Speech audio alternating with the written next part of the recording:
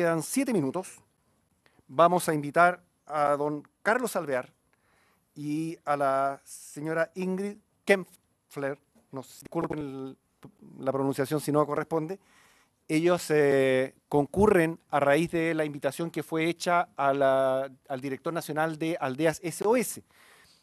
Se suponía que dado que la presencia de Aldeas SOS era producto de una petición formulada por la misma institución, pero que hoy nos han informado que por temas de agenda no podían estar presentes, ellos tienen algunos temas que dicen relación con el funcionamiento precisamente de esa institución.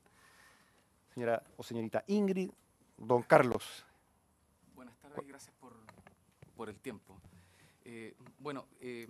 Se me había solicitado la tía de unos niños respecto a los cuales se han vulnerado su derecho que pudiera venir acá a la Cámara, lo mismo también la diputada Sá. Y la idea es hacer una breve exposición en torno a la causa de abuso sexual y violación que está siendo investigada por el Ministerio Público en Temuco.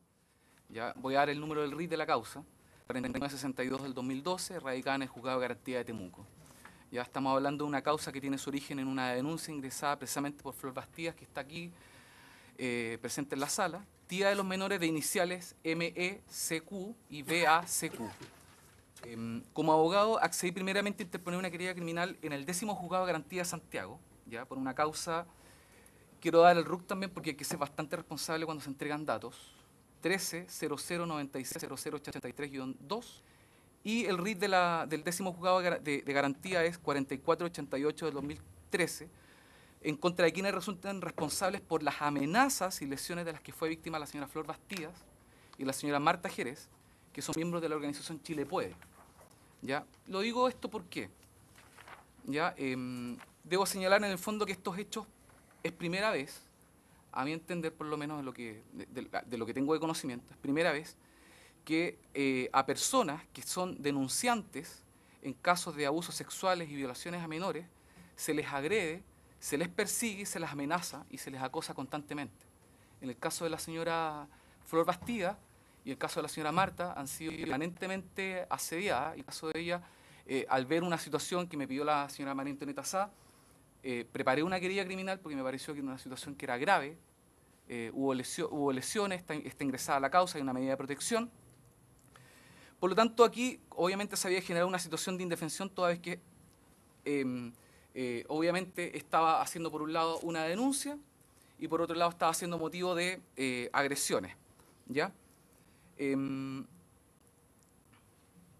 Ahora, en ese contexto yo me enteré, tomé esta causa, la tomé gratuitamente, de alguna forma, porque me pareció una situación injusta, del todo injusta, y en ese contexto me enteré de que la causa precisamente por la cual ella estaba luchando, que era una causa por violación y abuso sexual de su sobrino, estaba a punto de ser cerrada, ¿ya?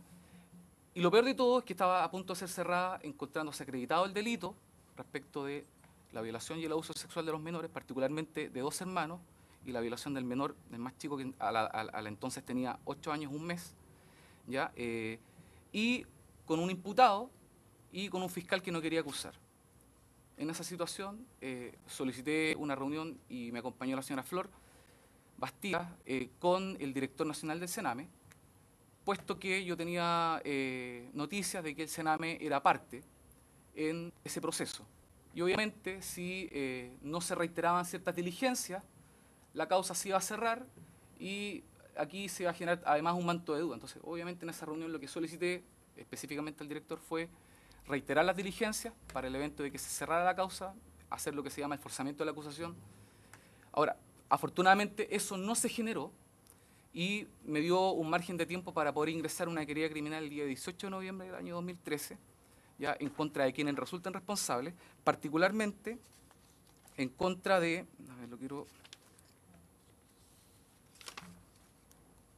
particularmente en contra del señor Salvador Medel, más conocido también como el tío Bernardo, que es un tío del furgón escolar, ¿ya? Al cual precisamente los menores los indican como la persona que los abusaba sexualmente. Y por otro lado, obviamente él lo niega rotundamente, por otro lado aparece la tía de que tiene cada una de estas casas de acogida, que también lo niega rotundamente. Sin embargo, hay un informe del INSCRIM de la Policía de Investigaciones que establece precisamente que el testimonio de los niños es fehaciente. Y por otro lado está el testimonio de un tío del furgón escolar, de las aldeas SOS, especialmente contratado en las aldeas, que reconoce que esa persona estuvo, este famoso señor Salvador Medel, estuvo en el furgón escolar con este niño, en este caso el menor de edad, que se supone que fue violado y abusado sexualmente. Por lo tanto, hay una serie de hechos que a nuestro entender daban y ameritaban de que eventualmente se generara la acusación por parte de la Fiscalía. Ahora, como se ingresó a la querella criminal, se amplió un plazo de investigación, lo que implica que se solicitaron diligencias, ¿ya? Diligencia en el sentido de que si ya bien está acreditado a nuestro entender el nexo causal, a mi entender, entre el abusador, en este caso que sería esta persona de un furgón escolar, con el menor, no es menos cierto que también hay una situación de indefensión en la que están los menores, producto de el no hacer lo que se debe hacer. ¿Y a qué me refiero con esto? No hacer con lo que se tiene que hacer. Me refiero con un deber de cuidado y con una acción de omisión que específicamente en las aldeas SOS se ha cometido en contra de los menores, ¿ya?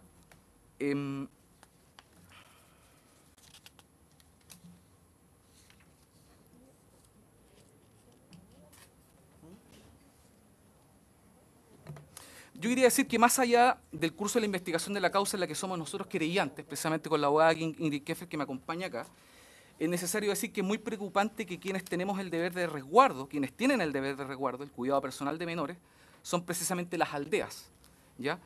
Y estos delitos se están cometiendo precisamente a vista y paciencia de esta institución. Quiero recordar que hay una ley, que es la ley 20.032, que establece el sistema de atención de la niñez y adolescencia a través de la red de colaboradores del CENAME, y es clara cuando señala que los directores de residencias, de entes colaboradores, asumen el cuidado personal de los niños, niñas y adolescentes acogidos en ella. Hay un artículo que es el artículo 21, que es claro al respecto.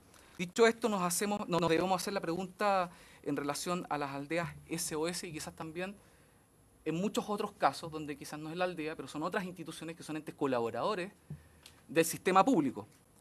¿Cómo puede ser que quien tiene el cuidado personal de menores de edad, con situaciones que se reiteran, aparentemente no se tomen resguardos y protocolos en el sentido común?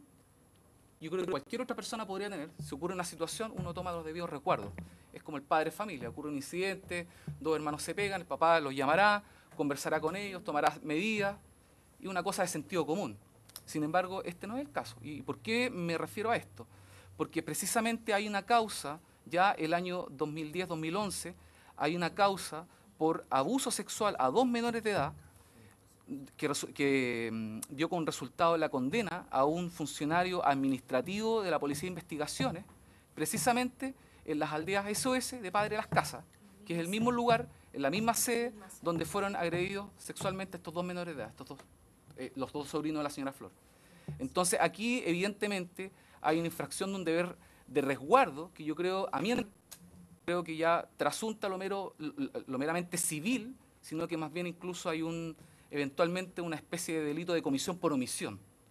Porque acá evidentemente si no se toman los deberes de resguardo y en el fondo ya ocurriendo un hecho con anterioridad y se supone que no se realiza algún tipo de investigación, no se revisan los patrones de conducta o qué es lo que está ocurriendo al interior, evidentemente que no se está cumpliendo con lo que mandata la ley, no se está cumpliendo incluso con algo que demanda el sentido común, ¿ya? Ahora, ¿cómo podemos aclarar esto?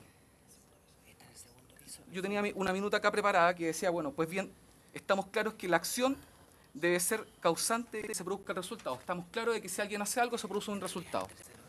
Pues bien, la omisión es no hacer, la no realización de una determinada actividad o conducta. Y aquí entramos a algo que se llama la posición de garante, que es lo que habla la doctrina penal, que es preciso hallar una conexión entre la omisión y la responsabilidad.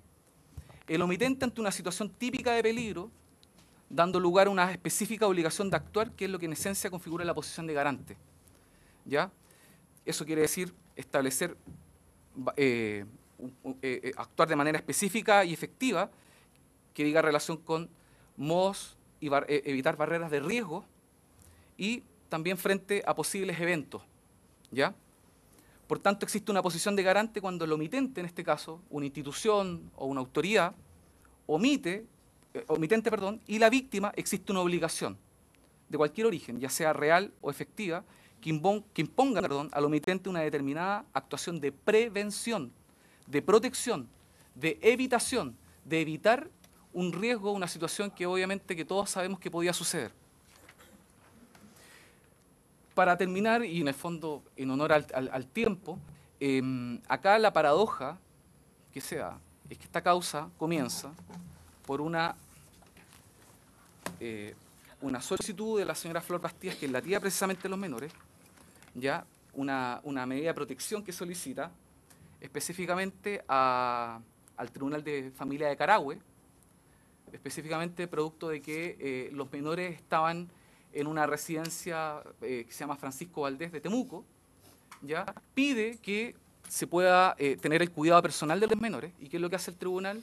Estima que ella no es idónea y remite a los menores y empiezan a circular por 3 hogares hasta que finalmente terminan en las aldeas SOS.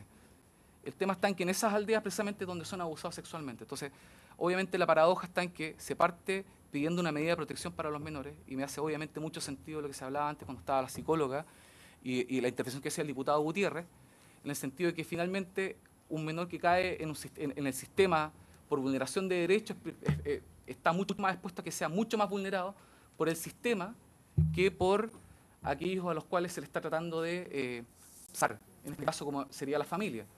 Entonces, yo creo que valga la reflexión en orden a que algo está obviamente funcionando mal y que en el fondo los niños no precisan de que busquemos una solución el día de mañana, sino que tiene que ser ahora.